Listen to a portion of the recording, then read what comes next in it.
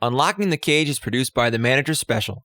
This show is recorded live on Twitch Sunday nights at 5 Pacific on @Managers Comedy. Check out our other show, Virtual Improv, Tuesdays at 6 Pacific and Fridays at 7 Pacific. Or check out our YouTube for recordings of this show, our other shows, as well as animation, short films, and sketch comedy. Thanks for listening and enjoy the show.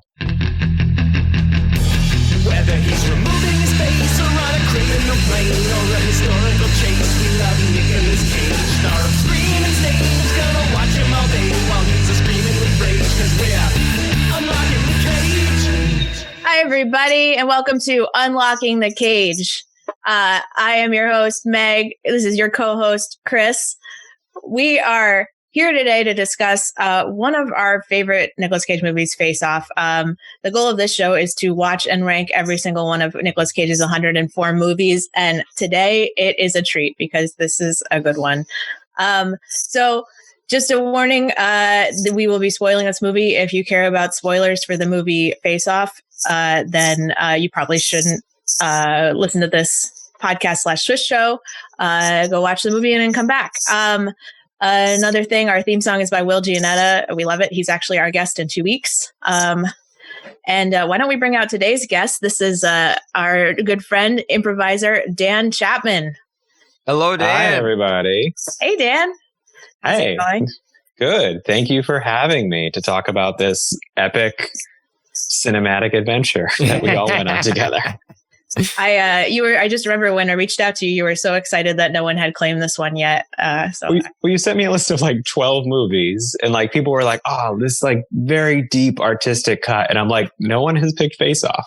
Yeah. And I'm just like, this feels like the easiest and most obvious choice. I was aggressively pushing people to pick Face Off too, but everyone was like, no, I don't want it. So it was meant to be that. I feel like you're the guy to do this one. Yeah, I appreciate this gift that you were giving me. So just in terms of our journey through Nicolas Cage's filmography. So at current count, I have seen 11 movies. Chris has seen 26 movies. Dan, where 27. do you fall? 27? Oh, wait, no, this is a double dip. You're right. 26. Yes. Dan. I am nicely in the middle with 18. I'm pretty sure this might have been the first Nicolas Cage movie I've seen.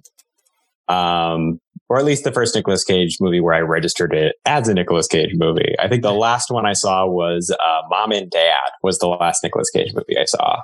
I don't even a movie. know that one. It's a movie where a virus takes over the world and the only thing that happens is parents attack their children. What? It's on Hulu, and I assume you'll get to it at some point. Wait, it's on the list? I didn't know. What? And it's called Mom and Dad? It's called Mom and Dad. It was made. There's a whole section of his movies in the last 10 years that most of them I haven't heard of.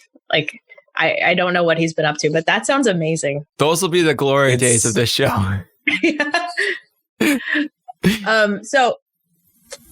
So you said this was the first Nicolas Cage movie that you ever saw. So did you see this in theaters? Were you old enough to, Dan? No, I was still a boy at the time. But I remember like I would watch on E! I would watch that show where it was like, these are all the trailers for movies that are coming out. And it was just, it's literally a half hour of advertisements. But I love that show because you would get to see every trailer. And I was that kind of kid who loved that stuff. And I remember seeing this movie and being like, why am I only 13 years old? This is painful to have to wait. So you had to wait. And then eventually when it came out on VHS, I did not see it. I think I saw it for the first time, like maybe in college. And I'm like, oh, this is a movie I've waited many years to see. And it is completely worth that wait. Do you remember seeing this one for the first time, Chris? I saw this. Oh, boy. I think I saw this in theaters. I think I might have been just old enough to see it in theaters. Yeah. I can't remember, to be honest with you, but I think I did see it in theaters. It was definitely not the first movie I saw. I think I saw Raising Arizona. I think that might have been the first Nick Cage movie I ever saw. Mm-hmm. But it didn't register as a Nick Cage movie. But like, if I look back, I know I saw that movie. So, I don't remember when I saw this one for the first time, but I do remember just sort of like in my life just being like, I love the movie Face Off. Just for many, many years was like, this is one of my favorite action movies. Like, I fucking love this movie. And I'm going to say it holds up. I'm really, that's something we'll dig into is how well we think it holds up. But spoiler alert, for my opinion, it's exactly as good as I remember. The science is sound. The science is very sound. Yeah. I mean, and we've only grown from there scientifically. I mean, the things we can do now. I mean, if they made Face Off now. I mean, it basically gave us 3D printers. This movie invented the 3D printer. Yeah. Way ahead of their time. So here's just a little bit. Instead, they're like, let's make an ear. Yeah. You could 3D print an ear. Yeah. So just a little background on the movie in general. So like where it fits into, the culture. So it was directed by John Woo, who's a Hong Kong director. So this is one of his first couple American movies. You can really see a lot of his style, like all of the like double wielding guns thing. That's like very much a John Woo thing. The doves. We have a doves transition. Did you do the doves? I've been doing it this whole time. Doves are flying across the screen. We added the doves thing specifically for this movie, but I think it'll make it onto many future episodes. His style of movie was called Heroic Bloodshed. This is the John Woo is part of this sort of movie thing, and this is like a Hong Kong action movie that features lots of gunplay and gangsters, but not kung fu. And they're all very like loyalty focused, like brotherhood focused. They're very emotional movies. It's not just action. So this movie was a huge hit. It made $245 million on an $80 million budget. And, this is 1990. Wow. Adjusted for inflation. And then in terms of Nicolas Cage's career, like I would argue this is maybe peak Nicolas Cage. So this is right after leaving Las Vegas, The Rock, and Con Air, right? So like this is the fourth movie in that series. Like, so he's won an Oscar. He's had 2 massive action hits. Like this is like as good as it gets pretty much for him, I think. Peak Cage. He goes a little bit more family friendly after this. Yeah. This is like him doing like flips and somersaults, and then he's like, oh man, I'm gonna do one about what if I suddenly have a family? Yeah. He settles down after that. You could track like maybe his dating life and his marriage to this curve too. And that would probably be around this time is when things start to fall apart. And then, who knows? Well, he probably just made a ridiculous amount of money in these last few years. Like, so this is 1997. Yeah. Also, I was looking at the John Travolta's history. This might also be peak Travolta comeback because so 1984 was Pulp Fiction. In 1996 was the movies Michael and Phenomenon, which I don't know about you guys, but I remember weirdly well. Oh, yeah. And then 2000 was Battlefield Earth, which is when I feel like he became a joke again. But wait, what about Broken Arrow? Broken Arrow was before this. So Broken Arrow, I believe was between Pulp Fiction and this, but I'm not 100% certain. So like this is like 2 action stars at the peak of their action star career. And it wasn't supposed to be them though. It ended up being them, but it wasn't supposed to be Nicolas Cage and John Travolta, right? Yes. Originally an Ernie and Bert vehicle. That was a joke for Dan. That was a joke just for Dan. The people that were considered for this were Arnold Schwarzenegger and Sylvester Stallone, Harrison Ford and Michael Douglas, Jesus Christ, Bruce Willis and Alec Baldwin, Pacino and De Niro, which that tracks. Yeah, except like the body types are so different between Al Pacino and Robert De Niro, though. It would just been hilarious. And Jean-Claude Van Damme and Steven Seagal. So this movie could have gone so many different ways. Oh my God. And with our 9th choice, we get Nicolas Cage and John Travolta. Which is like, I've been listening to a lot of podcasts recently about like movies that like mistakes keep happening in the production and like things keep falling through in the production. But then when it comes out, it's like everything is perfect. And it's like when they're making it, it doesn't seem like it's going to go that way. And then it's just like they stick the landing and just like everything works out perfectly. And like this is one of those movies. Yeah. Where it's like they didn't get Arnold Schwarzenegger. They didn't get Sylvester Stallone. They got Travolta and Cage. And that was what this movie needed more than anything. I mean, it would have been like such more of a straight-laced movie, because I feel like they're both playing such over-the-top flamboyant characters. Like even John Travolta as Sean Archer, and even like Nicolas Cage as Sean Archer is very like over the top. I think almost cartoony. I blame Nicolas Cage because I bet Travolta had to elevate his portrayal to match Nicolas Cage's portrayal in the beginning of the movie. I think that's what it is. He just brought everybody up into Crazy Town. So if we had to summarize the plot of this movie in 2 sentences, what would you say, just so we can catch everybody up who hasn't seen this movie? We have I'll give it a try. Please. There is a terrorist for hire and an anti-terrorist employed by the government. The terrorist has planted a bomb somewhere, and the anti-terrorist needs to find it. So his solution is to switch faces with someone. And just to clarify, the terrorist at the beginning is Nicolas Cage. The anti-terrorist guy is John Travolta. They switch faces, but then the terrorist wakes up from his coma and takes his face. And then all hell breaks loose. That's all I need to say. I don't know if it does. We'll get into this later, but he gets cucked. I don't know if I would say all hell breaks loose. Cuck porn for the ages. Face Off. That's how I would summarize this movie.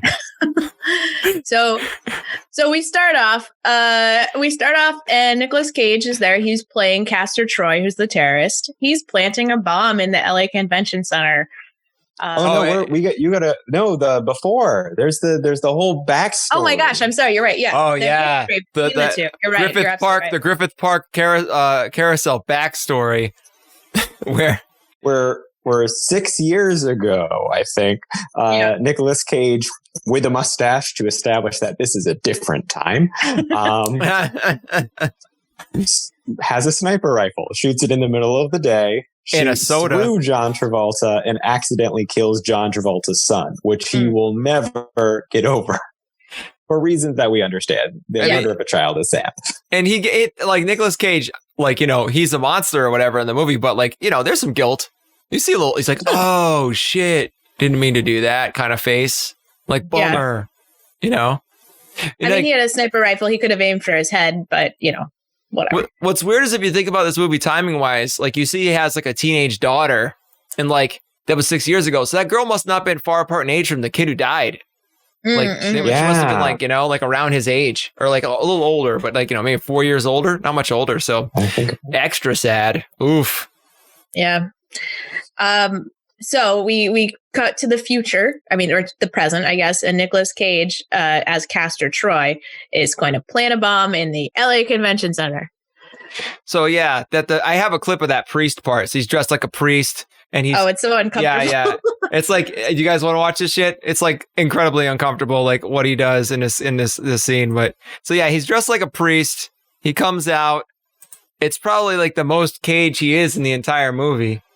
I think. Maybe not, but it's up there. I never really enjoyed them. Like, this girl is too young, like disturbingly young. There's so many butt grabs in this movie. Like, I think there's at least 3 or 4 times where he grabs somebody. Somebody had to make a supercut of butt grabs. You just get that crazy Cage face. Yeah, that's a classic crazy Cage face right there. As you do when you're just like putting one hand onto someone's butt. It's always like how dancey. I do like how dancey he is. Like, he's just like Castor Troy just has like a nice dancey energy where it's just like he doesn't walk places. He always just has like he hears music that no one else can hear. That's a good observation. To it all the time. That's a good point, because when John Travolta's playing him, everything's a dance move too. Yep. Yeah. He's always dancing around. That's a really good point. That must have been a choice they made, together backstage or whatever. They're like, yeah, let's always dance. Okay, cool. Let's do it. I don't know. One of them dances, one of them doesn't. I feel like also like Nicolas Cage though is kind of like that in a lot of different movies. Like he's moving around a lot. He's not just walking like a normal person. Very rarely is he walking like a normal person. We got to talk about too. All right, so he sets this bomb, and he sets it for 263 hours. Yes. Why? Oh wait, no, they told us that, didn't they? Because the Supreme Court justices were going to be visiting at a certain time. Never mind. Okay, Yes. never mind. It was a political burner attempt. But it's like way ahead. It just feels like you're setting yourself up for failure by giving the good guys that much time to track down your bomb. Yeah, and like I don't know, like he just kind of like sets it in broad daylight. Yeah, He's got the whole pole He does a open. lot of broad daylight crime. Like he does a lot of stuff just being like, I don't care. It's noon. Let's do this. And nobody like stopped it from grabbing that girl's butt. No consequences to anything he does. Like, well, eventually he's got some consequences. We didn't cover right at the top, the face thing. We didn't talk about the face thing at all yet. The face swipe. This. Yeah, I'm touching her face. I hate that so much. What's that family doing now in COVID? I am desperate to know where that came from.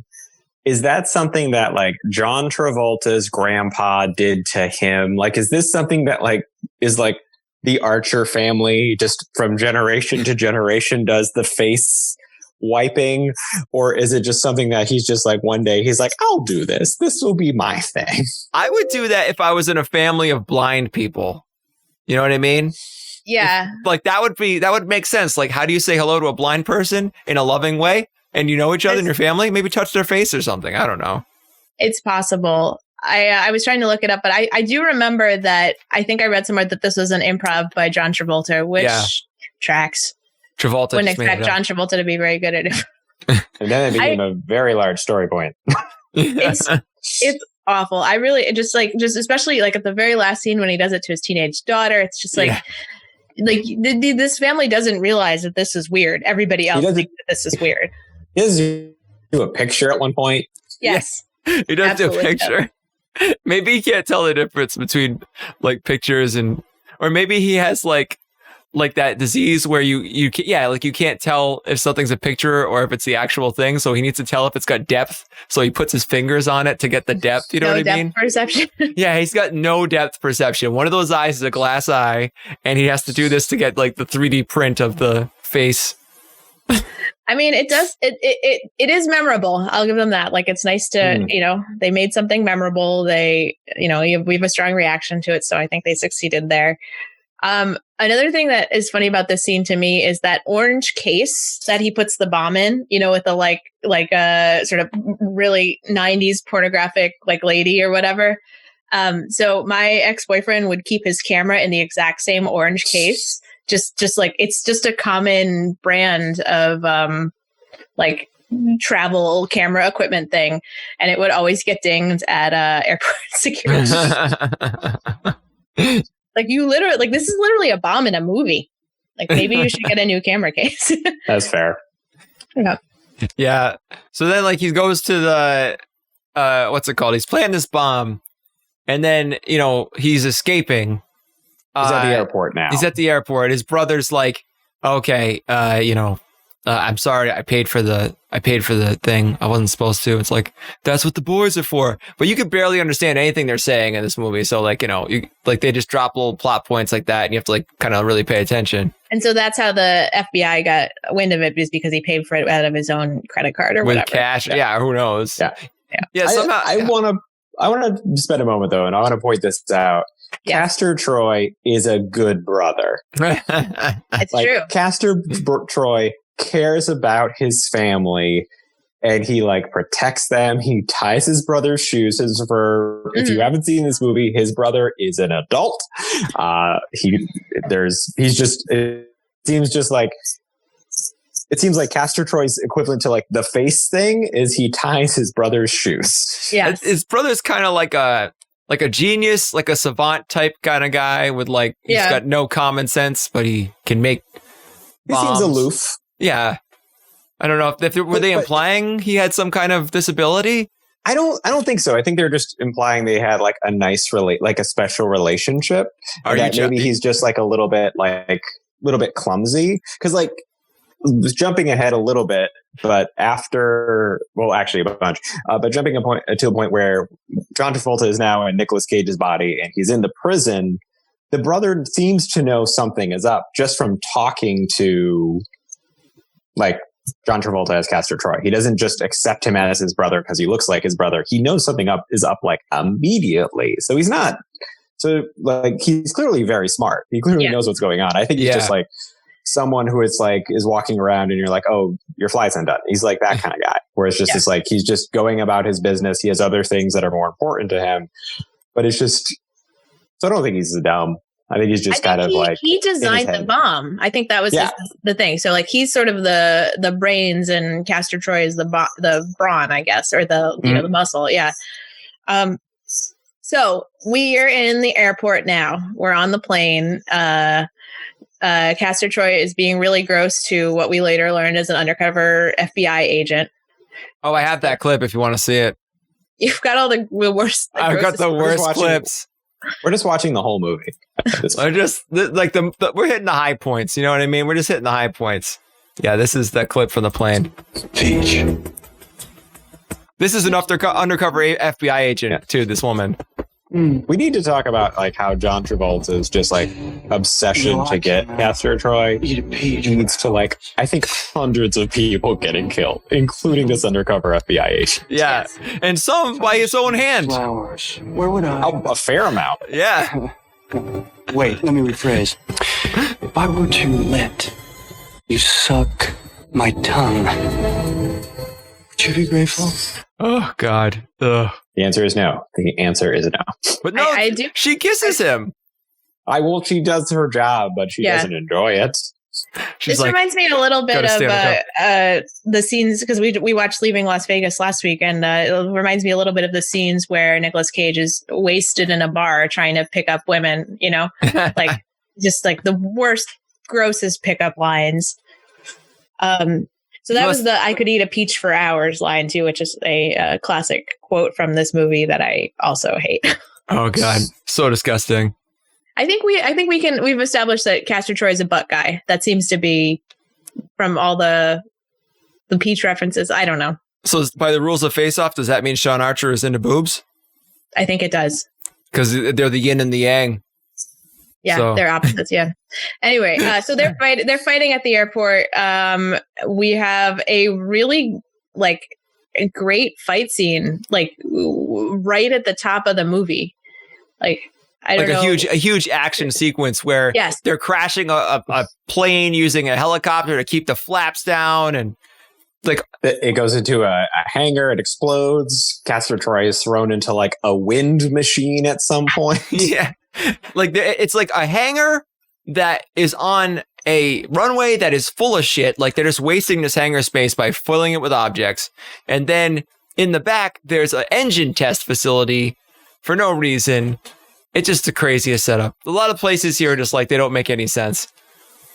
When I thought about this movie, when I thought about the scene where Nicolas Cage gets thrown through the wind tunnel, I remember that as being the end of the movie because it's so dramatic. But it's the beginning of the movie. So much happens right off at the top. It's awesome. The bar is very high immediately. Yeah. It's like Hummer. The guy's playing chicken between a Hummer and a jet. And then it's after it's Castor Troy is arrested. Archer, John Travolta's character, goes to work and is he's being applauded by his employees. And he's stop it. I hate you, everyone. It's think about all the people who died. He's just Pincus. I just remember Pincus. But the thing is, he doesn't care about those people. He's just thinking about his son still. Because he goes into his office is just looking at files of his son all the time. No, he goes in his office and he's he hits Command D on his computer and it goes case closed. Okay, I forgot. Also, Margaret Cho shows up. Oh, Yeah, Margaret was in this Cho. movie. Here's a trivia. That role was originally supposed to be played by Chow Yun-fat. What, Margaret Cho? Yes. Oh, Interesting. I don't want to gloss too much over the fight scene because there's a couple really good moments in that. Like, so for one, the airplane crashing into the hangar, because this is 1997, like basically every stunt in this movie they actually did. So they actually crashed an airplane into a hangar. They had 10 to 20 cameras on it because they only had one take to do it. And like, I don't know. It's just really impressive. Like all the stunt work and stuff. Like it looks like what they did was they probably had a lot of things on ropes to be pulled away rather than the plane pushing them away. And then they probably, the one thing that Meg pointed this out to me last night because she had the DVD copy and it's really really low quality compared to like the remastered version. There are some straight up moments where you see the wires on this guy who gets shotgun blasted, like really heavy, thick wires coming down from the roof.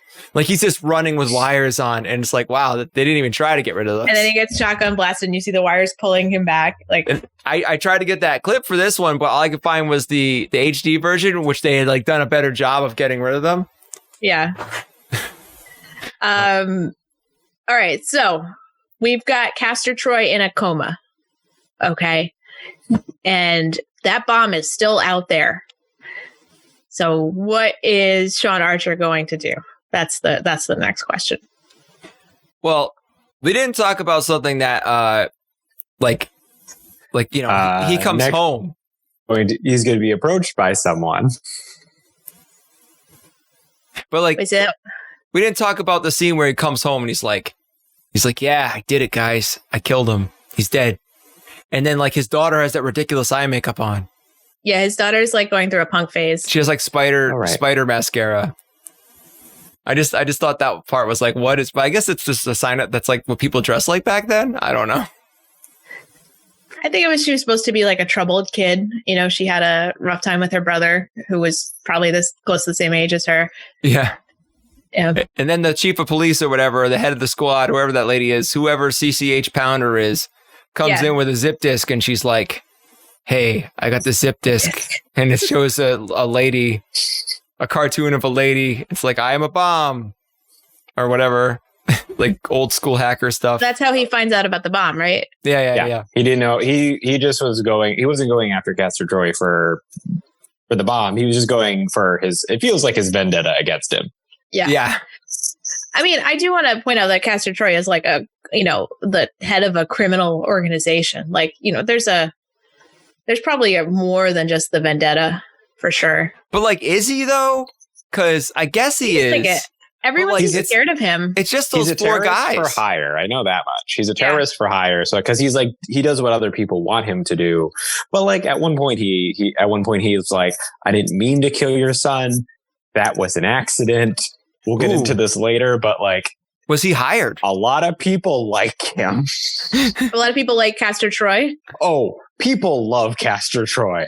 Like, I'm just. Go for it. No, say it. Yeah. So, like, after the switch happens, and Castor Troy's in John Travolta's body, it's the first time his employees like him. It seems like it's the first time his wife has loved him in years. He's like a good father to the daughter and like teaches. Wow! Wait a second. All these statements you're making are suspect. Come on. A good father. He is perving on his daughter hardcore. Also, he walks in the self-defense. Also, he goes to his self-defense. He goes to his secretary and he grabs his secretary's ass. Not a thing is said about it. A serial butt grabber who has murdered children. His employees seem to like him a lot. Also, his wife is just like, I think his wife was just more like taken aback by the sudden change and was like, okay, I guess I'll sleep with you. But it wasn't like, this is great. It was more like, hey, don't we have stuff we have to talk about? Weren't you going to go to therapy? Weren't you going to quit your job? I wouldn't put it past Castor Troy to like walk into the office one day and be like, look, everybody, everyone's getting a raise. He's like, because I'm Sean Archer. It's like they just do the exact same scene with the fight, except it's him in the office giving people raises. Well, you did the other scene where it's like he comes in and then there's like applause for him again, and he's like basking in it, and he like takes the champagne home, and then the president is gonna call him, and like before, like John Travolta's like, no, I can't talk to my wife, I have work to do. And Castor Troy's like, tell the president I'll call him later. I'm going to speak to my wife. I mean, that's kind of a theme for him, is that he's fun. Is like, that's, yeah. I think at some point, Castor Troy, I don't remember whose body he's in, and probably John Travolta at that point is like, are we having fun? Why don't we have some fun? You know, like that kind of thing. Like that's, I think he's in John Travolta's body. He's the fun dad. He's a fun terrorist. We got to talk about let's the procedure. Go. So we're back. Sorry. I want to get a doctor's input on the procedure. We have a doctor on the show. We need to get the doctor's input on the procedure. PCH Pounder is like, we have an idea. We're going to put his face on your face, and then you're going to go into the maximum security prison that his brother is being held in and find out the location of the bomb. And John Travolta's like, absolutely not, because it's a terrible idea. And he does really push back. Like, he's like, well, I'm going to just interview all these people. I'm going to try to find another way. Like, there's got to be some other option, you know? And I think that's reasonable. It's a crazy thing to do. Also, like, when he walks in that facility that has happened to be doing surgery on somebody else, whatever happened to HIPAA? I mean, come on. It's like, look, here is his surgery. I don't know if HIPAA existed in the 90s. I mean, if anyone would know, you would. So I guess we'll never know. Dan, so he eventually agrees that he's gonna get the medical procedure done to turn into Nicolas Cage. How realistic is this medical procedure? So for skin to come off, guys, we're gonna get gross. If you like cut a line around your face, it's not just gonna be like just like come off like the lid of like peanut butter or something. It's gonna like, you would have to like go in and like actually like remove the fascia that's underneath it. It would be like a long process. It's like, so just the timing doesn't really work, but like maybe it's a very powerful vacuum that they put on his face. I do really appreciate on a doctor's like standpoint, the little fish tank that they put the face in, because they are going to want to keep it hydrated. They would probably actually want to have some sort of blood supply so the tissue didn't die, as opposed to just putting in like a little thing to like float. With no lid? With no lid. So like air could get in there. A junior mint could get in there. My biggest thing is, if this happened to him, he would need to be on insane amounts of pain medication. Yeah. I love the fact that afterwards he's like, my face itches, because that is probably what would happen, because like nerves are actually like going to regrow a little bit, so he would feel some itching. But it's complete nonsense that no one's like in the room with the faceless Castor Troy to like monitor him being in a medically induced coma like all the time. Like he's basically on life support. He's not even I feel like they would handcuff him, even though if he's a prisoner, if he is a prisoner, he would probably be under some sort of restraint of sorts. But it's also like, it seems like he was left alone. Like, it'd be like if someone like you were to have surgery and like you had to spend an overnight in the hospital, and like all the doctors are like, okay, we'll see you tomorrow, and they just turn all the lights off and all left, and you're just there in a hospital. Do you guys know when the first successful face transplant was done in real life? I think I do. Not long ago. Yeah. It was 2012? 2010, yeah. So not that recently, but also certainly way after the movie. Yeah. So they predicted the face transplant. I mean, also, what do we think about all the other like medical? So like they give him they give him like a liposuction to get rid of his, John Travolta gut. And like they give him, they explain the voice with, there's a microchip in there. Yeah. You could sneeze and it would just stop though. What's weird is they explain way too much with lasers. They're just like, lasers heal you, but they also cut you. Lasers. Well, it's that time when no one really knew what a laser was, but It's you knew lasers existed. So it was just like, lasers, I accept this as a laser thing. I accept this. They like fixed his hairline. They gave him tons of plastic surgery. Like my biggest thing is like, as a doctor too, it's like the healing time on this would not be like, 70 minutes later, you're off to the prison. The dude says, no, with anti-inflammatories, the healing time is days, not weeks. Oh man, Tylenol is so powerful. Or the no anti-rejection drugs. 0. Yep. Even though they're different blood types. Yeah, like they say that in the movie that they're different blood types. So they're like, that's a significant plot point. Is they're different blood points. It'd be a better movie if at some point the face just falls off of it. Yeah. It would be a very different movie. I need my pills or else I look weird. He would just do the Mrs. Doubtfire thing and stick his face in a pie for a minute. Yeah. If that's where this movie went, oh man, that would have just been levels above. Oh my god. If anyone in the chat, if we're losing a lot of frames, let me know. It's on low latency mode. Anyway, continue. Yeah, so we've got a successful face and pretty much body transplant. We've explained away the fact that they are slightly different heights. It's 2 inches. 2 inches different, although they don't say that in the movie. They say they're negligible, I think is what they say. I would have liked a scene in the hospital where it's like John Travolta's character, now in Nicolas Cage's body, is like studying tapes of Nicolas Cage, right? Or like has a folder on him or something. I think they say that he's been so obsessed with him that he was uniquely positioned to play him even without that. Because I think he's just been like living and breathing Castor Troy, right? Like, but it seems like there's a lot of stuff he forgets, like right away. Yeah. Where it's like, just like the physicality. Like, give me like a scene where it's like this. We're going to teach you how to walk. Yeah. They show like so many moments in his face though, where they're trying to be like him, like trying to like, oh, what would Castor Troy do? Like you see it in his face, like, oh wait, I'm gonna say this because I'm Castor Troy. Like they're way too heavy-handed with that. Yeah, how do we feel like he does as a Castor Troy impression? Because I feel like when he gets to the prison, he is immediately fucking up left and right. Oh, he's bad. He's bad. When he's on the helicopter, the roof of the helicopter pad, and then people are looking at him, and he's looking around like. It's like, you can tell he's like, oh man, this is a real bad idea. Like, why did we do this? He's like, my employees hate me now. Like, what's crazy is, okay, here's the craziest part of this fucking movie that pisses me off to no end. At some point, Sean Archer comes in and gets Pollux Troy out of jail. Remember, he's like, yes, you get a plea bargain, you're out.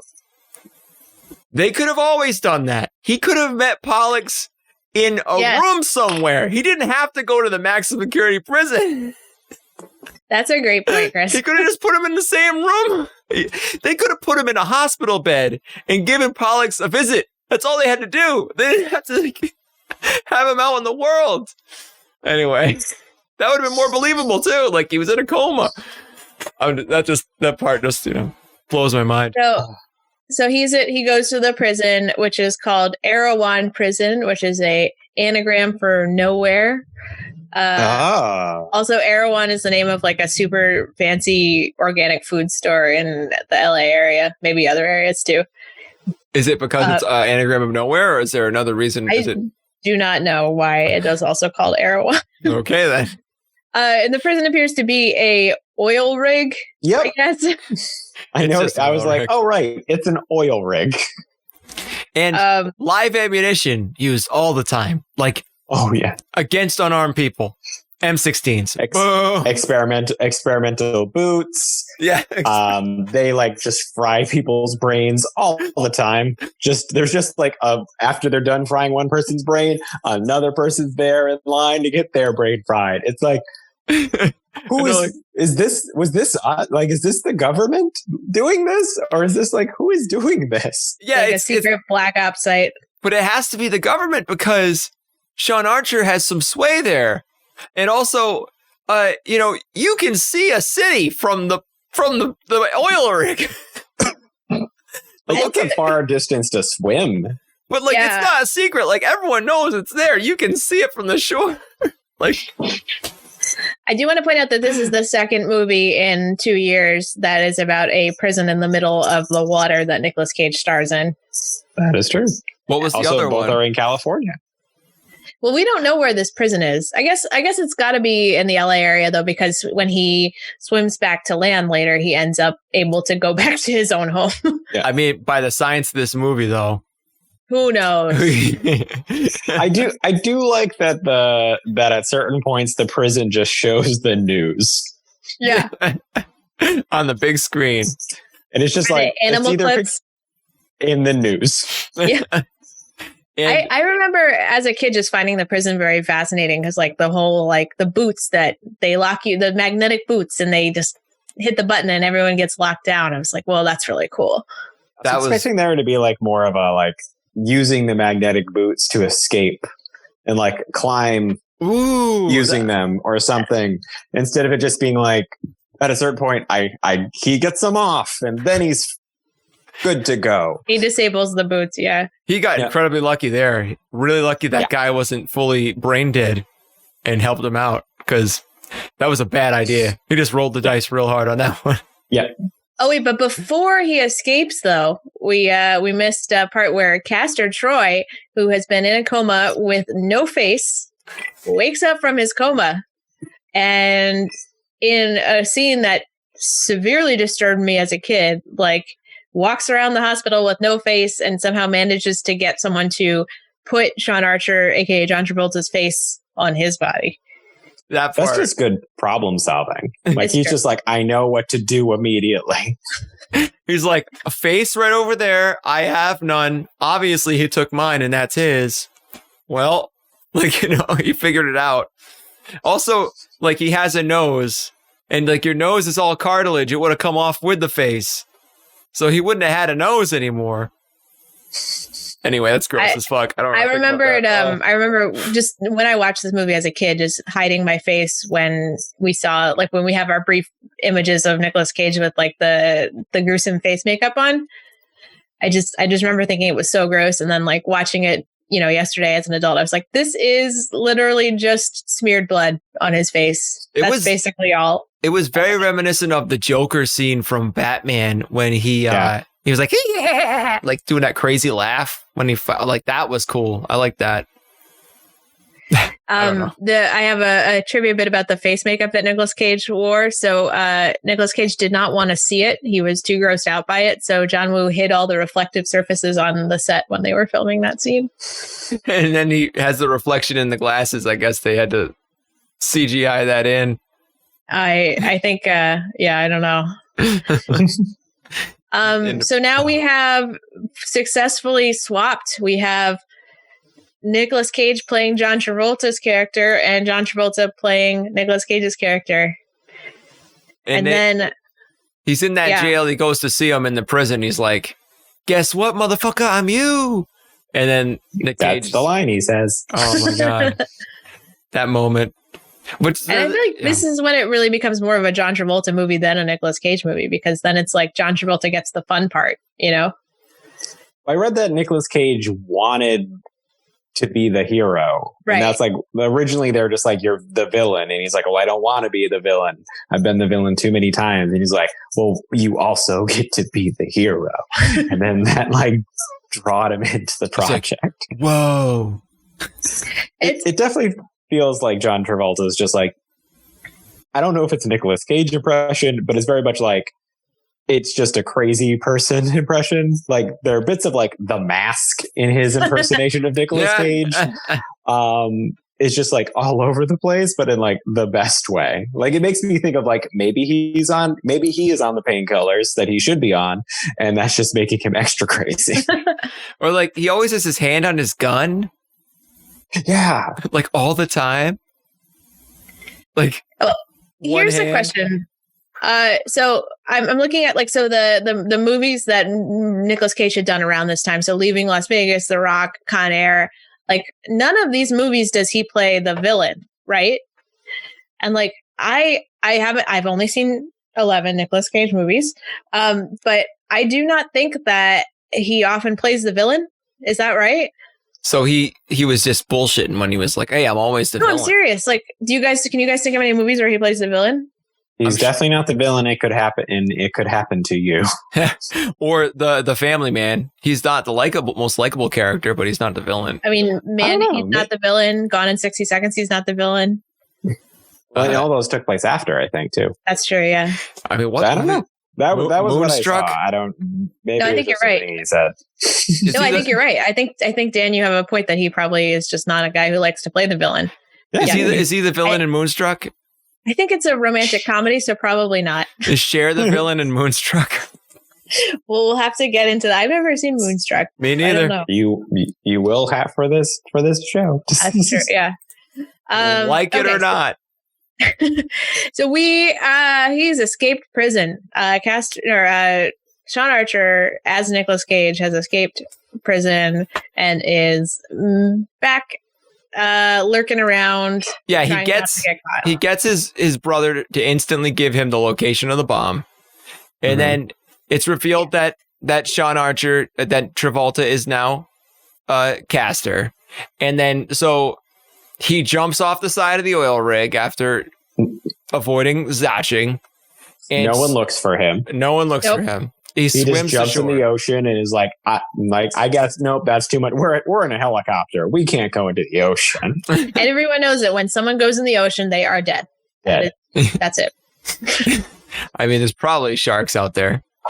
Yeah, and then he steals his car. He's driving around and he's calling people. He calls his wife. You know, he's like trying to convince people. His wife's like, "This is ridiculous. Don't talk to me." But I don't think it took. I don't think it took much.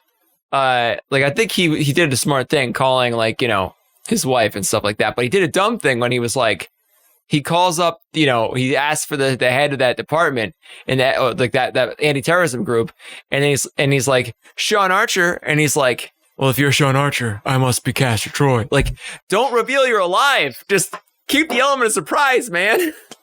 Yeah. He suspected that he was alive because he was like for the body, he was like, it hasn't been discovered yet, and just like screaming at his employees who still love him and applaud him, and are frequently talking about how he's going to be on the cover of Time magazine as the person of the year. I interpreted his obsession with like finding Castor Troy's or whoever's body is so he could get his original face back. As he's like, I think it's more about getting his face back. I don't think he likes being in John Travolta's body. I think going from Cage to Travolta is a bit of a downgrade. The eyes of, at least in the eyes of Castor Troy. I think you're right. I didn't think of that. That's a good call. Well, it's like if you think about it, the chin, But it's also like he's like if you were to go into plastic surgery and being like, those abs you had, we're gonna put layers and layers of fat over them. We put someone else's fat in there too. We just took it out of him and put it in you. Blood type doesn't matter for fat. And John Travolta's not like overweight in this movie at all. He's like a bulkier guy than Nicolas Cage is. Like Nicolas Cage is more lanky. John Travolta's like more wide, Yeah. He's more of a. We glossed over the fact that it is Escape from Rurapente or whatever it's called. Erewhon. Sorry, Rurapente is from Star Trek 6. They fucking kill so many innocent guards. Oh yeah. Like 12, 15 people die. Just, and he's killing them. He's just shooting them. I think they tried to hint that he shot one guy in the leg or the foot. Like he was trying to go for the non-fatal shots. Every once in a while he was trying to spare a life, but I think he unloaded on a dude with an M16 at some point. Well, I think he doesn't like the guards there because he can see that they're mistreating them. So I think we're supposed to think of the guards as being bad people because they're mistreating prisoners. I think because they're electrocuting brains and stuff like that. Yeah. Okay. All right. That makes sense. That's why he's like, he turns and says to one of the guards, he's like, I'm going to have you fired. Everyone's like, that's. Okay, so a bunch of stuff happens. At some point we get to Nicolas Cage goes to his hideout, which is a very large loft. Oh, well, before that, though, Yeah. Danny Masterson makes an appearance. Oh, fuck that guy. See, this is when he's the good father because he protects the daughter from this jerk boy she's in the car with. Are imitating life. Danny Masterson, who is like a multi-time accused rapist in real life, like plays a rapist in this movie. It's just like, and is rightfully thrown out of a car window. And like car window. Casting. Not even like he got a little fresh. This is like a full-on rape scene, like a full-on attempted rape. And so, I mean, it's good that, Castor Troy defends someone else's daughter. That's good. He gives her money, gives her the knife so she can protect herself. She ends up taking and teaches her how to use it. Yes. She ends up taking that knife and stabbing him later on, which is great. He also that means he was a good teacher. It means he was a very good teacher and taught in one lesson how to do things efficiently. Good father material, Castor Troy. He punches clean through a windshield and pulls the kid out. Just FYI. Like, what? Yeah. Just, like, you can't do that. I mean, he's on a lot of drugs at that point, presumably, to deal with the face protection. All right, so we're at Castor Troy's hideout. Nicolas Cage as Sean Archer gets really high on some sort of mysterious, like, sprinkle drug, right? I have that clip if you want to see it. I would love to see that. Yeah. All right, this is a clip of Nicolas Cage taking drugs and delivering the title, the titular line of the film, as they say. So, once we kidnap Super Cop, then what?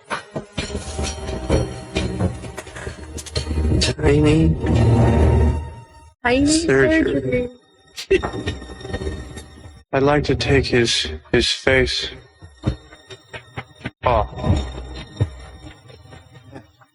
You want to take his face? Yes. His face. Oh. Eyes. Nose. Skin. It's coming off. He basically just did the hand Face. waterfall thing to himself. Yeah.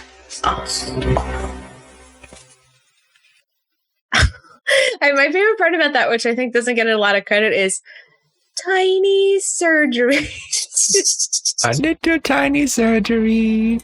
All right. Do you guys know? Here's I think Chris might know this, but the bald thug guy who's with him. Do you know something else he's famous for? I do not. I just know him from this. His name is Nick Cassavetes. He's the son of a very famous director, John Cassavetes, but he's also the director of The Notebook. That guy directed The Notebook. Wow. He was inspired by this. Yes. Yeah. Just the concept of self and who are we and like forgetting who you are and Alzheimer's and love. And then that's just, it flows right from the storyline of this movie. All right, so he's at this hideout. He's on drugs. He meets Gina Gershon and finds out that her son, who looks a lot like his dead son, is actually Castor Troy's son. So she just happens to be like, "Oh, this is the moment, by the way, that I'm going to tell you that my son is your son." Nice looking kid. Ought to be. He's yours. Or like, look at the clothes. It was so stupid. So he's becomes slightly attached to this kid, even though he's not his actual son. He's his nemesis's son. And then the raid happens, and there's this crazy action sequence at the hideout. All set to a beautiful song. It's set to Somewhere Over the Rainbow, as sung by Olivia Newton-John, which is funny because she was in Grease with John Travolta. And again, it's like the action stuff is pretty impressive. So there's a lot of I don't know if you guys noticed, but a lot of sparks. Sparks are common. There's always sparks going through the air. There's always debris going through the air. Yeah, like a bullet hits anything. I think my favorite thing about this scene is that in this loft is also a hall of mirrors. Yeah. Or it's just there's just a room and you're just surrounded by mirrors. And I love this scene so much of like, it's double-sided mirrors too. There are mirrors on both sides.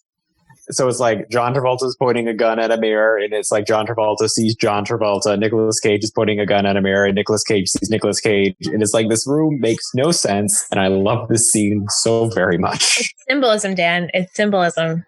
It's You're shooting heavy-handed. a gun at yourself. Here is my question for the two of you. Yes. What would that room be used for if it was not being used for the purpose of symbolism? Getting Drug dressed. parties. I was going to say drug parties.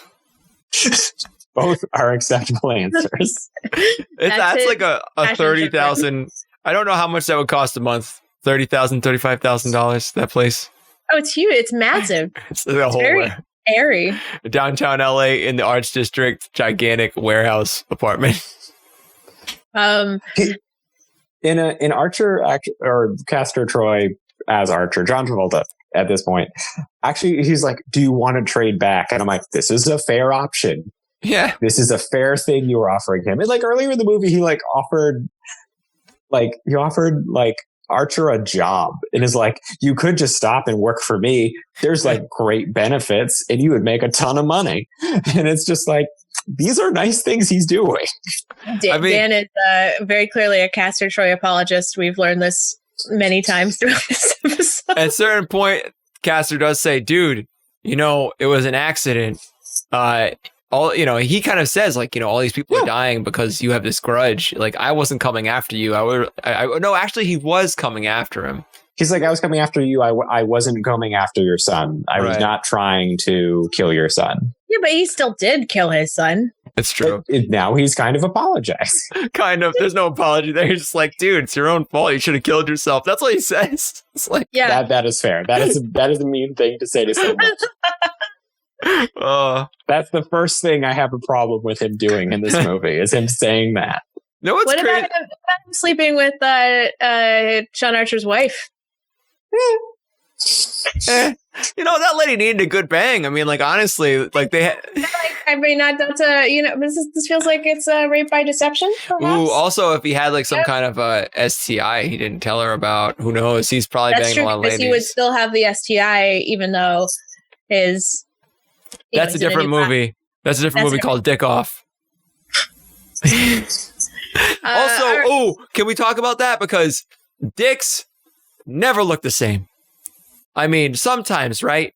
But people have very unique dicks. I think they established that everything was changed. Everything was changed, yeah. They did a dickoplasty.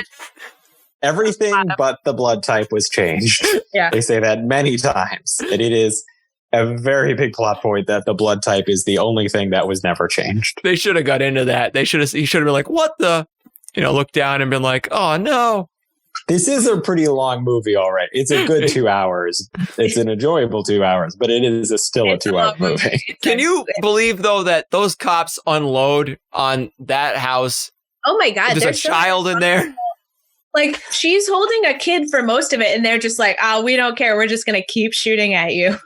So I want to remind you guys, though, that they're following the orders of John Travolta's character, who earlier was like, "Fuck it, crash this plane into this building. We don't care what's inside. Just crash this plane into a building." Yeah. So this is, in a way, lower stakes than the first thing that he did in this movie.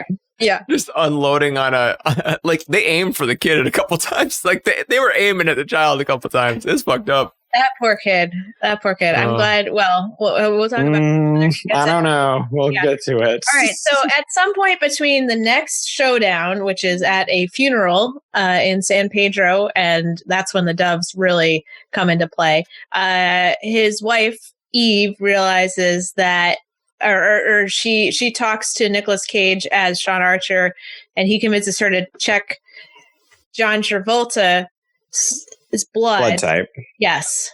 And which I want to point out, like, she's a doctor. They're talking, and like it's basically the equivalent of like, she's like, oh, my plan is I'm going to wait till he goes to sleep. And once he goes to sleep, I'm going to like stick him with a needle.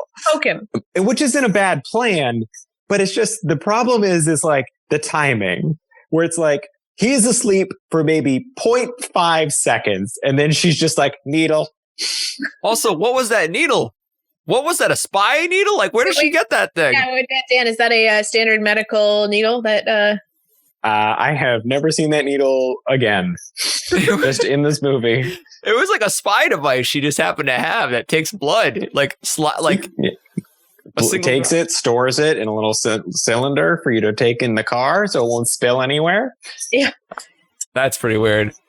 All right, so he kills the FBI boss by apparently this medical thing where this secret thing where you go boop boop boop boop, and then gives him a heart attack. So I think he was starting to have a heart attack, and then he just kind of then he just bumped it into like overkill, and then just went from there, and then like cut took like he chopped him in the windpipe, which will like cut the flow of oxygen and like hitting him there. That actually does make sense medically.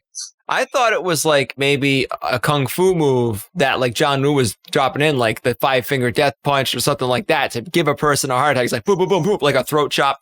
Maybe not. Okay. Well, it's like when you're having a heart attack, it's like the heart is like getting off of rhythm, and like so that one big punch like changes the rhythm, and like if you do it hard enough, like the heart's going to fight back, and it's just going to be like, this isn't what I'm supposed to do. So it's like the heart almost like spasms and the heart wants what it wants. Blood. It wants what it wants. It wants blood, and if it's spasming, it's not going to get it. And then if you hit him in the windpipe, you're also cutting off oxygen. Oh, but it's not going to really look like anything. Like there'll be maybe some mild bruising. But not a ton. And this has been my podcast, How to Give Someone a Heart Attack with Dan. Sounds like Dan's killed a man before. You can tell, like he's heart attacked someone. We'll talk about that on my podcast, not yours. And then the question is that justified, Dan, as a Castor Troy apologist? Murder a random older guy, his boss.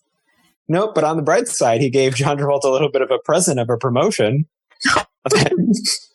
Yeah, like he just wasn't like John Travolta's being like, so what's I'm in charge now. Great.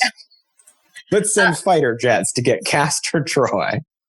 So we're now at the funeral of the boss. John Travolta. Can we go back just a tiny bit? Because I really want to talk about one of these scenes that happens in this mix. So she gets the blood. She's testing the blood. Nicolas Cage as Sean Archer is there and describes their first date. The first date in which she chipped her tooth on something. They went to a drunk dentist and he fixed the wrong tooth. And I have no idea how that would even happen. Like, how do you look at a tooth and you're like, well, this one seems too normal to me, so I'm going to chip it first and then I'm going to put a new piece on. Like, just put an extra bit on the normal tooth. She had like a long ass tooth now. Like, where it's just like, this is the worst date ever. And like, granted, it's helpful for her to know who is who, but it's just, this is a stupid date. This is a bad date that should have not ended in a relationship that lasted not long enough to have multiple children. I feel like that's one of those things where you're like, you write it and you're like, oh, that sounds fun. He fixed the wrong tooth. But then like, when you really think about it, like, what does that mean? And also that's like, if that's a lot of like, is that how they got their nice house from like the lawsuit from him fixing the wrong tooth? I think if that happens now, you get like a house. But like this movie has a lot of that where it's like it's said, something said or done, but then if you go back and look at it later, you're like, wait, what the fuck? It's all the same. The ending is a lot of that. Yeah, let's get through the next few things. So we're pretty far into the movie. So they have the showdown at the funeral. We have Nicolas Cage versus John Travolta versus Castor Troy's henchman versus Gina Gershon. Joan Allen is in the middle of this. This is I believe it's called a Mexican standoff. Where guys, let's have one right now. Let's have one right now. Everybody is pointing guns. Everyone has multiple guns. Wait, pointing Improv guns. Hold on, direction. and I'll put the doves. Now we're reenacting the scene because I have the doves going. Chris, you gotta hold your gun like this. Come on, would you learn anything? Oh in yeah, improv? improv guns. Who takes care of those doves? That's what I want to know. Well, who let the doves in the prison? In the funeral parlor thing? Like, Who let the is there doves out? open air? I mean, the doves are. This is a great scene, though. I just love the opera music, the like operatic music, the doves flying everywhere. Like, it's very over the top, dramatic. It's fun, and I was like, oh, this is the ending of the movie. It's not. Nope. There's 20 minutes left. Nope. We fought by land, by air. We need to fight by sea. Yes. Holy shit! I didn't even think of that, Dan. Wow. It's the wrong order, but it's the right three things. So we're by the harbor, and somebody gets in a boat, and the other guy gets in a boat, and we have a boat chase, and it is all film. It's all real. Like, it's like they didn't have CGI. They just filmed this crazy boat chase, and you can see the stunt doubles a lot. Yeah, this is a movie where it's like not a joke. You think about like, how is it possible that stunt doubles don't have like a special Oscar category? Because like at one point, a man is water skiing in shoes. Yes. Yeah. They launch a speedboat through another speedboat. It threw a bigger boat. Yeah. Through a police boat. Sorry. But it's like, these are very impressive things, and someone should have gotten some sort of credit for these things. The boat through the boat was so damn cool. I just love when that boat jumped into that boat. So they fight. They're having a boat chase. They crash at the end. They both go flying. The scene where they both go flying at the end is where they really just show you the stunt doubles for a long time. You're just like, that is not Nicolas Cage and John Travolta. Those are two other dudes who are working very hard. Yes, who are earning their paycheck for sure. Yes.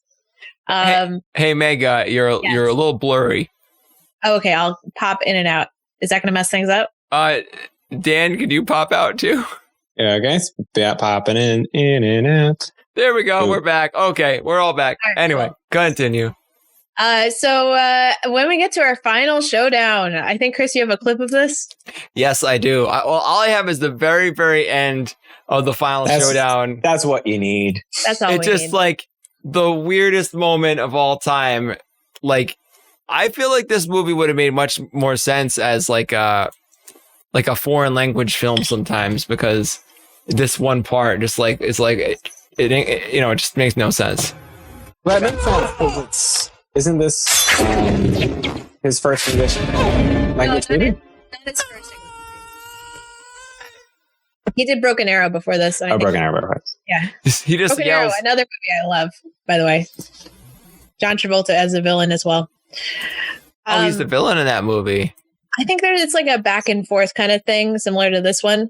What my favorite part about that scene, which I don't think we showed, is that he's like, "You want my face? Too bad," and then just like scrapes a knife over his face, and it's just. Oh, it's not even a knife. I think it's like a piece of glass. Yeah, it just leaves a trail of fake blood. That is all. It's not. They don't even make an effort to put any sort of like visible wound on it. Like, it's just fake blood. Yeah, like it starts coming off on certain parts of it. It's like he cuts it, and then like all of a sudden it's gone from where he cut it because he smudged it with his hand or something. Oh, and we glazed over a little bit, but this is like from like maybe the last 15 minutes of the movie. John Travolta's voice is coming out of Nicolas Cage's body because the microchip thing was damaged. Oh, I didn't even realize that. Yeah. So like, because now it's like the like Archer's team is like approaching the beach where the accident happened, and they're like, "Archer, are you okay?" And he's like, "What did you call me?" And it's like John Travolta's voice. So it's like, and he's like, "We're getting a team flown in from DC." It's like, how do they know that it's actually? So at this point, it's basically just his wife is the only, because I think she called. Yeah, she called. Yeah, and they're all like, "Yeah, okay, sure, whatever you say, lady, that makes sense." Yeah, what's it called? We drove to this hospital, and this hospital that burned down had a bunch of faces in it. They're like, oh, because Castor Troy has killed everybody who knows about the face transplant. Which was 3, but no, he didn't kill everybody. He killed He killed the person, the police person who was in charge, the person whose idea it was, and then the lead scientist. But like, there was a team of like 20 doctors doing the surgery, and all of those nurses and other doctors, like, and physician's assistants, they just probably showed up at work the next day and were like, this feels like something happened here. Well, to a burned down building. Yeah, or to a burned down, yes. Yeah, they showed up to a burned down building. And so I'm very curious to know, like, when did the phone call happen to like get them there? Because it's like a 6-hour flight from DC to the Los Angeles area. Because it's like, you have to keep John Travolta, you have to keep both faces alive. Yeah. Like, you basically have to save Castor Troy and John Travolta's body if you want to put the face back on. yeah, which they did. I mean, they put him right next to each other in the ambulance, and then he like reaches over and steals the wedding ring back. Yeah. John Travolta. But what I'm saying is, like, after that though, they have like 6 hours to be like, we have to keep him alive. Yeah. Well, I mean, because otherwise that tissue death is going to happen fast. well, they didn't necessarily bring him back to DC. They might have just brought the team in to LA. But that's still a 6-hour flight. Maybe they had a big jar, like with no lid on it, that they just dropped both of them in, and they just maybe they just put them both in that fish tank. They had like face juice to give them. Let's talk about the last part of the movie, which I know Dan has some very passionate feelings about. So we've got John Travolta. He's back in his own body. Sean Archer's back home with his family. He's coming back after his surgery. He's doing great, but he's got a kid in tow with him. He's got Castor Troy's son. At this point, both Castor Troy and Gina Gershon's character, who's the mom, are dead. And he's just like, hey, can he stay with us for a little while? But like, he's basically adopted this kid who, you know, just saw some really fucked up shit. Like, well, it's like, so I have, no, you go, Chris. Well, like, did he adopt him, or did he knew where the kid was? It feels like he just was like, ooh, it's like, I found this. And it's like, it very much, like, it gives you the impression of like, oh, let's have you go to like our old son's room, and like, we'll give you our old son's name, and you can just like live his life, and like, we'll take you. And it's just like the adoption process is a long process. You don't just like get to take a kid. And I feel like he should have cleared it with his wife ahead of time. Well, yeah, it's like he may have, because in the dialogue, there's a part that indicates that maybe he did, because he says, why don't you show him to his new room, as if they had it already made up for him. No, this is just John Travolta making decisions for the family, Chris. So it's like the mom hadn't touched the kid's room since the kid died, and they're like, just move into that one. It's got kids' toys in it. Yes. Because he said earlier that he slept in like, the night before the mission, he slept in his old son's bed. Oh my God. This got like, so much worse. It was just kept that way as like a room of remembrance. And then he's... I just want to point out the trauma that both of these children have been through. So the 6-year-old kid, he's basically witnessed a horrific shootout. He finds out that Castor Troy is his real dad. His real dad dies. His mom dies. He gets adopted by the man who killed his real dad. And his mom was fucking her brother. Well, we don't know that. So his mom shares like a very passionate kiss with, I think, her brother. Yeah, that's her brother. Yeah. Yeah, that part was very odd. It was like, what is going on here? Anyway, there's a lot of like implied incest in this movie for sure. I mean, and then so that kid's fucked, and also the daughter's pretty fucked. Yeah, because the daughter has like had her dad be really creepy with her. Yep. Then finds out it wasn't her real dad. Then she stabs her fake dad, and she gets her real dad back. And she shoots her real dad. Yeah, but she's apologetic. I'm sorry, I shot you, Dad. Yep, sorry, I shot you, Dad. But it's like, my God. like he just brings the kid home and it's just like, we have this kid now. And it's like he brings the kid and is like, how do you guys feel if he stays with us for a little while? There's no answer. Honey, why don't you show him to his room? So bring child home. Stunned silence. I made the decision that he has a room in this house now. I mean, and the thing too, like the thing too is like from a doctor's standpoint, they made the decision to do this scene here. Like if either of you had a loved one who went through like a major surgery in which they had to get their face put back on, 90% sure you're going to meet them at the hospital. Right. It's just like they just wait until he's like fully healed. He just walks home. Apparently the healing process takes hours. Yeah. In this crazy misty sequence where like everything outside is super misty for no reason. And there's playing that music. So the kid was just in the waiting room of that hospital the whole time. They here's some trivia for that. So there was an alternate ending that I think was their original ending where they get back together and then Sean Archer looks in the mirror and then his wife's and the audience see Castor Troy's face. So like John Travolta looks in the mirror at the end of the movie and then Nicolas Cage's face pops up.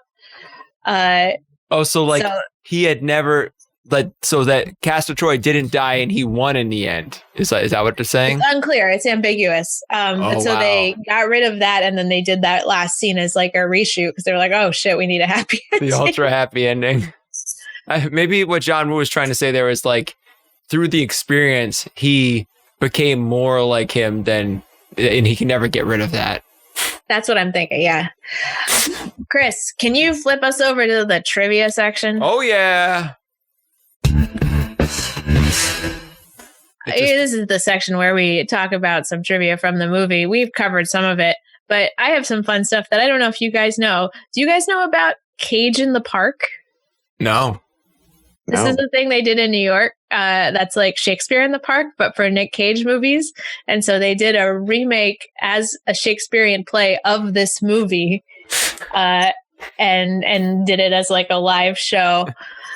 I wish I could have seen that. That would be amazing. Also, I don't know if you guys know this, but they're doing a remake of this. I did know this. What? You did know this? No. I did know this, yes. I did. They announced it in September of last year that they're making a Face Off remake, and I have no more information other than that it's happening. Okay. I think if I remember correctly, it is a comedic one, and it might star The Rock and Kevin Hart. Oh God! Oh my God! Why? I could be completely wrong, but I feel like this is something. Jumanji? No, I'm not thinking of Jumanji because they do a lot of movies together now. But I think that is. I think that's what I remember. I want to see a face off with Chris Pine and Chris Pratt, or Chris Evans and Chris Pine. Like, I did some Googling. I wasn't able to find any evidence about who they had picked for it, so I don't think that's. I think that it would be really fun. I don't know if that's necessarily confirmed. The one thing I do know is that it's written by the guy who wrote Detective Pikachu. Oh no! Oh, yes. Why? And 22 Jump Street. Yes. Oh, so it is just going to be a comedy, straight up comedy. Some other trivia from this, Nicolas Cage is afraid of heights, and one of the action scenes in this movie was one of the most frightening days of his life. I'm wondering what that could be. Maybe the scene where he jumps off the oil rig? The oil rig, probably. Or maybe like something in the plane. I don't know. I can't think of that many heights-based things.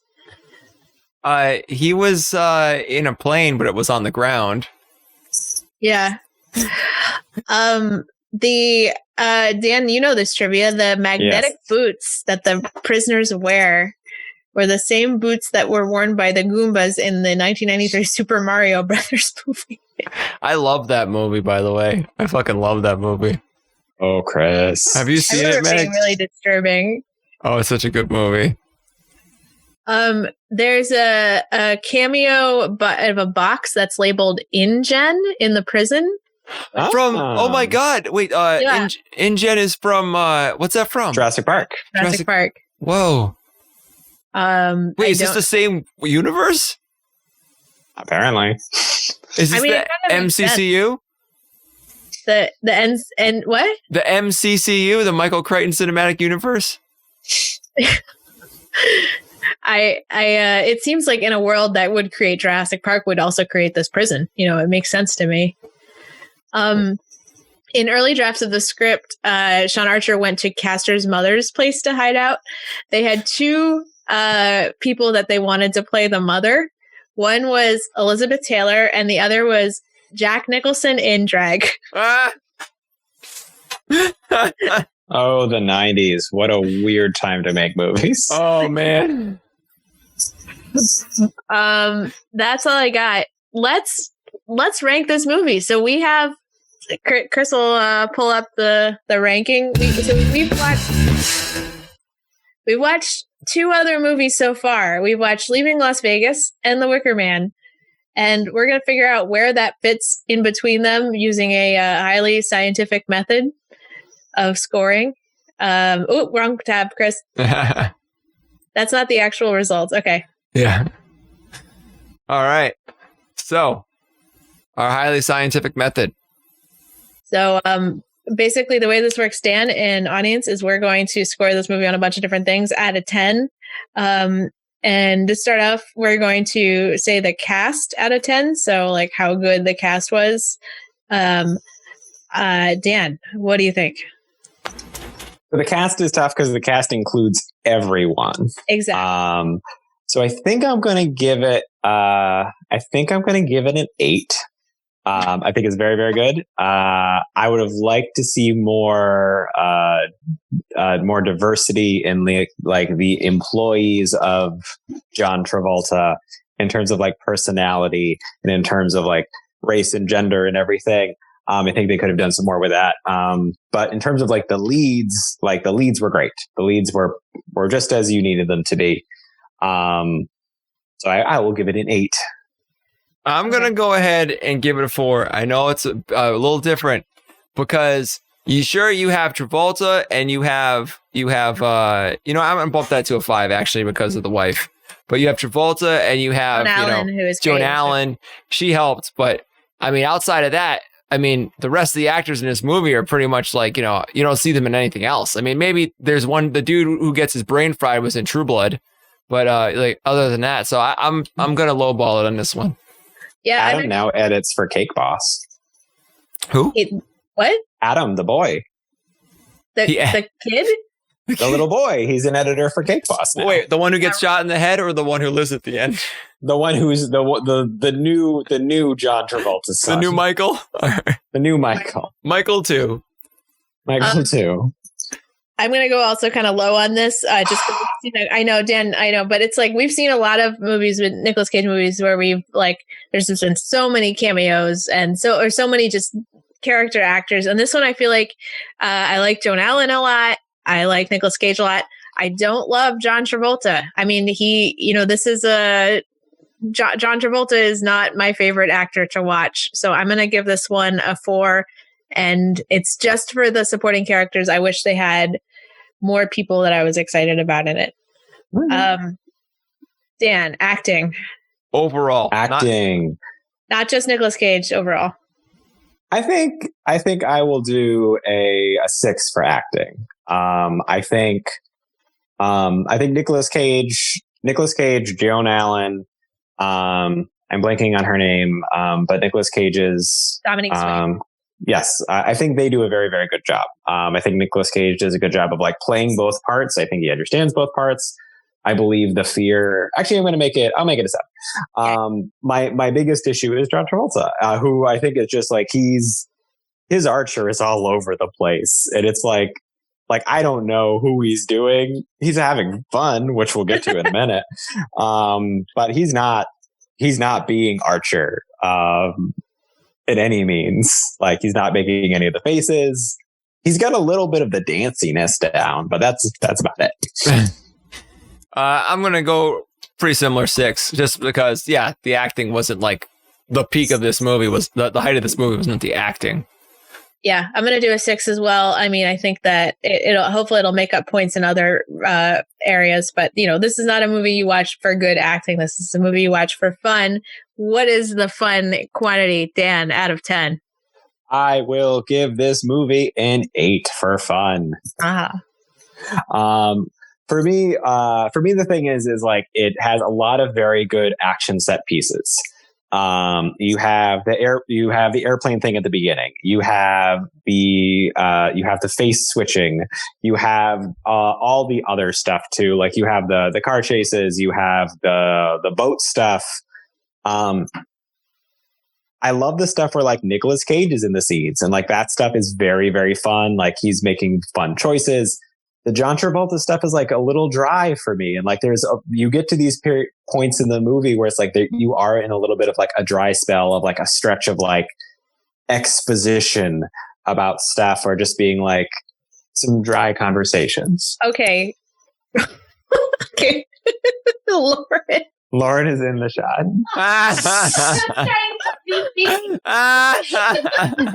Lauren is in the shot with an eye mask over her head. Oh, so sneaky. This is like when the mom and the kid rushes in when the guy's on the news report. Lauren's in a costume for a show right now. Please watch The Sleepover on 2MB Studios. Yeah. Is it on tonight? We can raid after the show. It's not on tonight. It's on every other Saturday at 10. All right then. Every other Saturday at 10. 2MB Studios, everybody. 10 Eastern. And that's her with all the pillows. Sorry. In the land of COVID, every home is a studio. Yeah, for everyone in the podcast, a dance partner is in the background preparing for a show.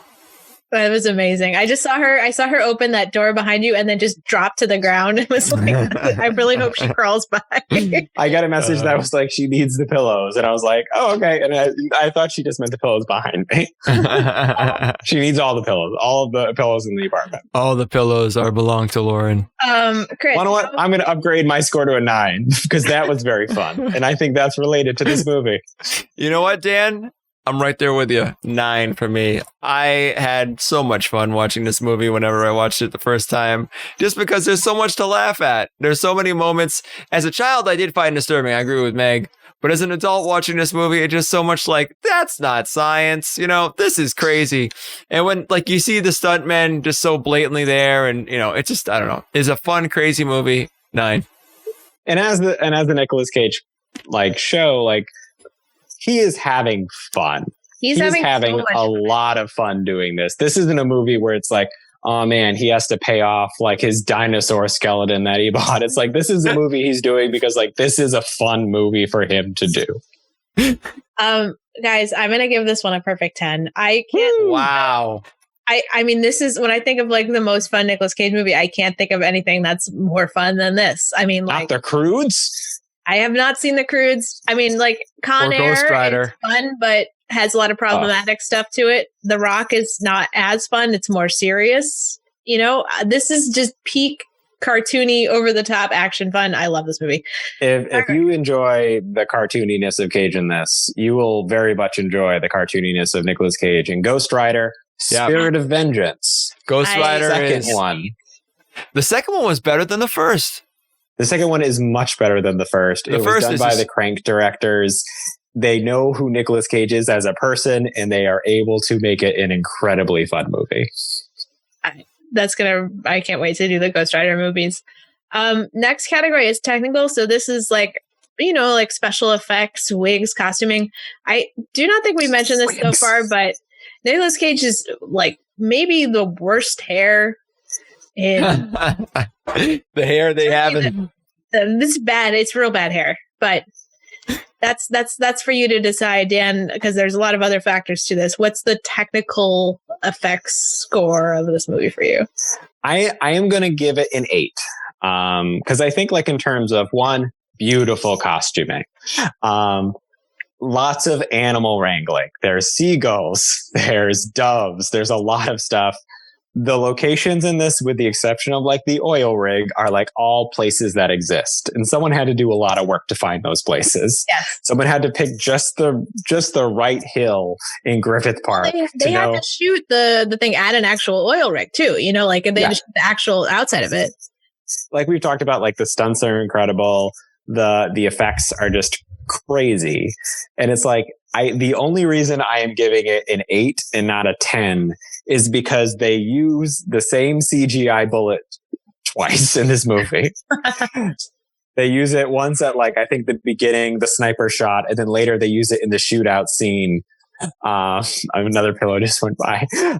They use it again in the shootout scene, I think, is the other time they use it. Yeah, they keep using that same bullet. And yeah, the Mexican standoff, they had like 4 CGI bullets flying around. Yeah. What you got, Chris? What do you think? I'm right there with them on this one. I think there were so many good, amazing practical effects, but then what they screwed up was on the little details. Like you could see the wires in that guy, you could see the stuntmen all the time. So yeah, I think it's a really, really solid thing. But like obviously, he's gonna have better technical movies than this one for sure. I'm going to give it a 9 because, I mean, I feel like it was 1997. Like, could they have done any better? You know, like, granted, it's not a perfect action movie. I think the only thing I'm taking points off for was that, like, a lot of the action sequence featured, like, debris flying through the air and sparks. And, like, you know, it would have been cool to see an action sequence that was slightly different than that. But that's true. They did do that over the rainbow scene, though. That is a little bit. They're like, let's give us a different action scene. It's pretty damn good. So I think a 9. Overall, Dan, how do you rank this out of 10? Real quick, because I was looking it up earlier and I got distracted, I think, by pillows. I looked up what the body count of this movie is. So I know how many people died. Do either of you know how many people died in this movie? Tell us. Can we guess? Yes. Chris, what is your guess? 45. Meg? 30. Chris is closest. It's 56. Wow. Nicolas Cage kills, Castor Troy kills 16. Sean Archer kills 16. Dietrich kills 6. Sasha kills 2. And then the prison people, I think, kill 6. Jeez. Dan, overall. Yes. Overall, I mean, this is a movie that I think is incredibly fun. It is a movie that I will always try to watch if I'm like, I don't know what else to watch. I own art depicting the movie. I'm pointing at it now. I sent a picture of it earlier and you can see it on my Instagram at Doc Chappa on Instagram. So I would be a fool if I did not give this movie a 10. Nice. All right. A perfect 10 from Dan. I'm going to go ahead and give it an 8.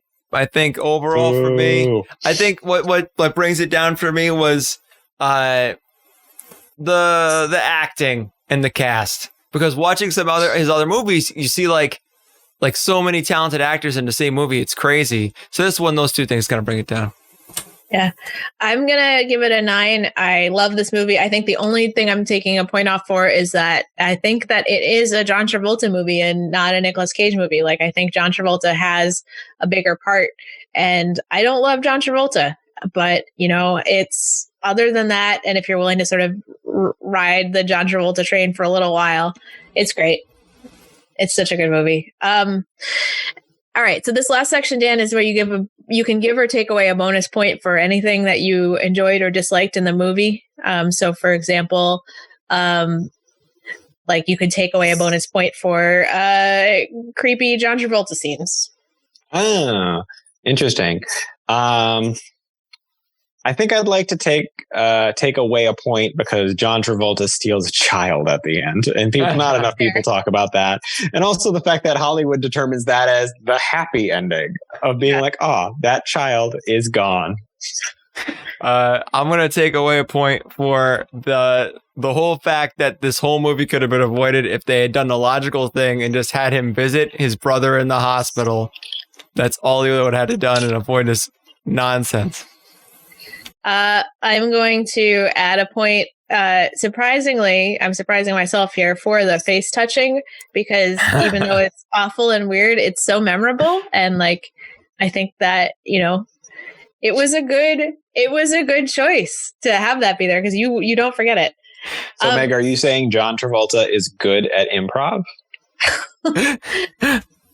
On the record, are you saying John Travolta is good at improv? I feel like this is entrapment. This is entrapment, Dan. This could be your first shirt that you sell. John Travolta is good at improv on tpublic.com. So we've seen 2 movies so far. We have seen Ignoring the question. Leaving Las Vegas and The Wicker Man. So far, Leaving Las Vegas has beat The Wicker Man. Dan, if you had to guess where would this, I don't know if you've seen both of those movies, but if you had to guess where would this fall into the... I would hope it's better than Wicker Man. It has to be. Because there's just so much woman punching in Wicker Man. There's so much woman punching. And kicking. There's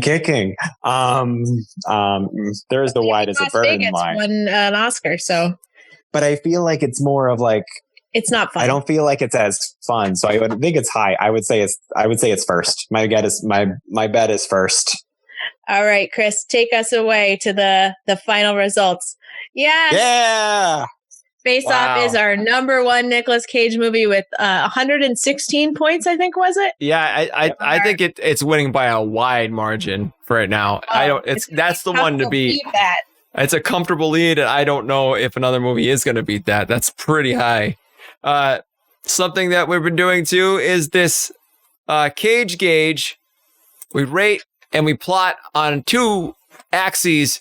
Nick Cage's performance, craziness versus acting quality. And we have these quadrants that we put the movies into. So, his craziness. Dan, how crazy out of 10 do you think he was in this movie? Here is my question, because this will affect the score. Yes. For this, am I including... Because I feel like I need to include Nicolas Cage as Castor Troy. It's the actor. It's him and John Travolta as Castor Troy. No. I would say this is the classic Cage performance craziness. Like, so that classic Cageness. Yeah. Given the first, since we only really get Cage in his actual body for maybe 5 minutes, and those 5 minutes are just fire the entire time, I'm going to give it is it out of 10? Yeah. Yes. I'm going to give it a 9. Wow. All right. Because he's the most subdued at the beginning when he's accidentally killing a child. But then from that point on, like his first line of dialogue, I think, is him singing Hallelujah.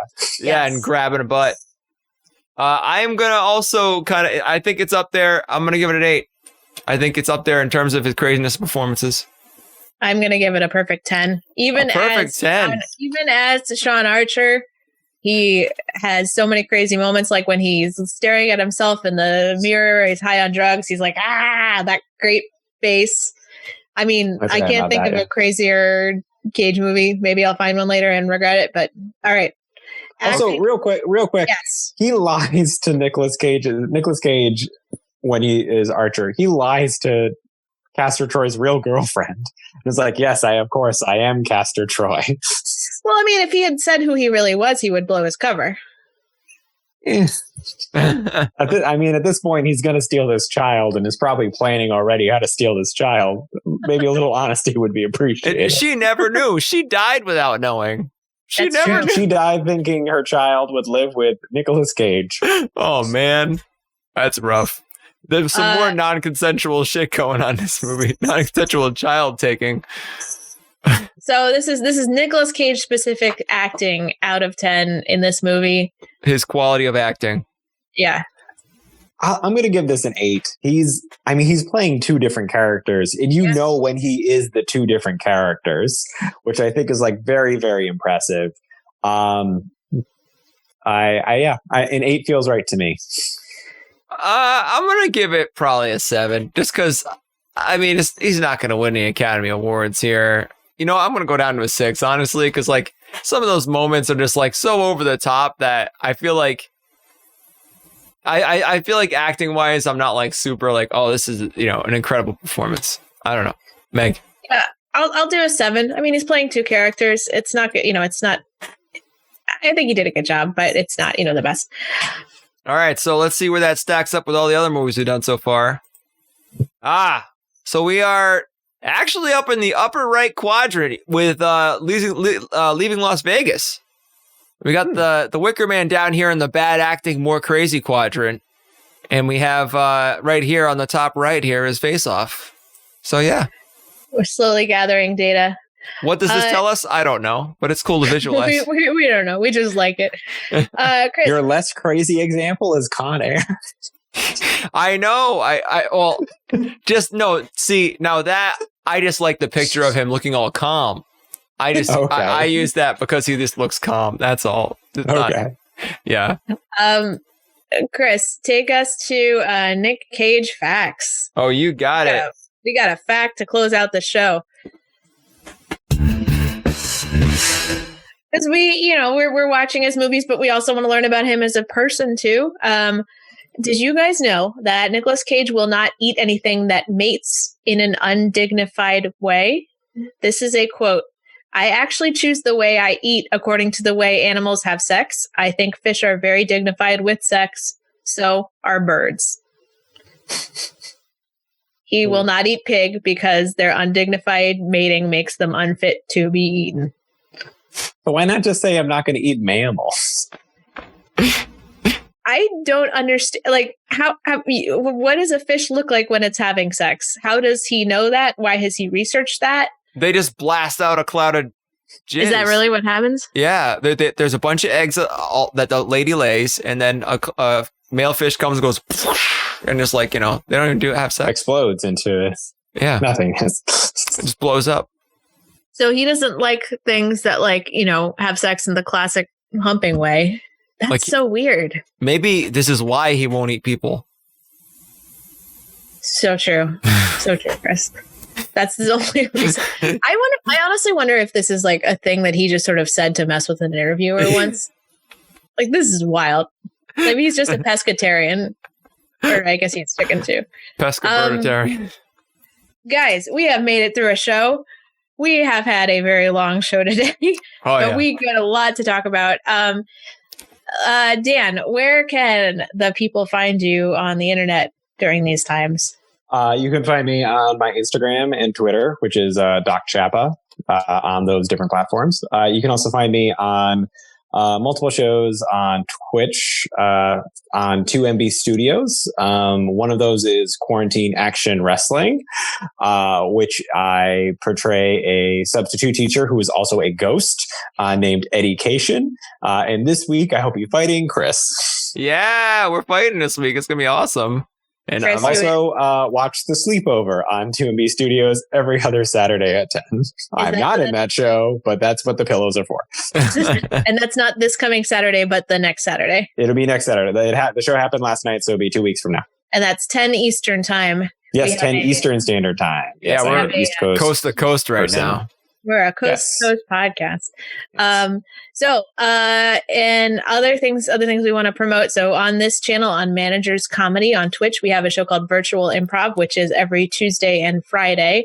So that is 6 p.m. Pacific time on Tuesdays, 9 p.m. Eastern, and then 7 p.m. Pacific time on Fridays, 10 p.m. Eastern. We are on this Tuesday, off this Friday. And check the schedule down below. Yeah. It's all the be Tuesday there. following, and then back the Friday after that. We'll be playing classic episodes for those nights we're off. We will not be doing that. We will. I'm going to put reruns on. Really? Yeah, you could put reruns.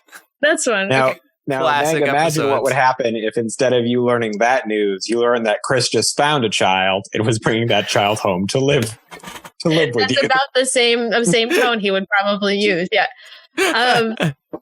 All right, so we have other episodes of this show coming up, Unlocking the Cage. We are off this weekend. In case it wasn't clear, Chris and I are going on a little trip to go stay in an Airbnb, so we can't do the show. But we will be back on October 18th.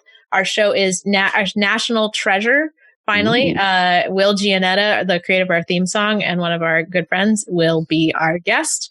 It's gonna be a fun one. We are raising money for the Downtown Women's Center. This is an organization in Los Angeles that focuses on serving and empowering women experiencing homelessness and formerly homeless women. It's a great organization in downtown LA. If you have money to spare and feel like donating to it, that would be great. Love to see that. I think that's pretty much it. Anything I forgot, guys? Yeah, we're a podcast. Oh yes. This is maybe you're watching the show live on Twitch, but say you prefer to not see our faces, we don't blame you. It's sometimes you just like to listen to something. You can find us on podcast anywhere you find podcasts is podcasts. We have new episodes released every Tuesday that are the Sunday live episodes. Unlocking the Cage. Unlocking the Cage. What else you got, Chris? Anything? No, I think you covered everything. Dan, thank you so much. We loved having you. No one could be more passionate about this movie, and you were the perfect guest for it. Thank you. This has been a blast. Please have me back for any movie that you need, whether Nicolas Cage is a cartoon character or peeing fire or just simply hating the fact that he has a family. Please have me back for something. Also, I realized that him hating a family describes at least 5 of his movies. Yeah. Oh, yeah. Wow.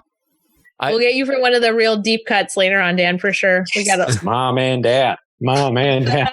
Mom and Dad. I got to look this up. That's the first I heard of this thing. Holy shit. Guys, this has been awesome. Thank you so much, Chris. You want to take us out? All right. Have a good night, everybody. Have a good night, everybody. See you in 2 weeks. Bye.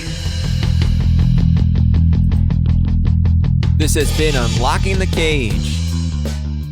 Tune in Sunday nights at 5 at Managers Comedy on Twitch. Theme song by William Gianetta. Thanks again for listening.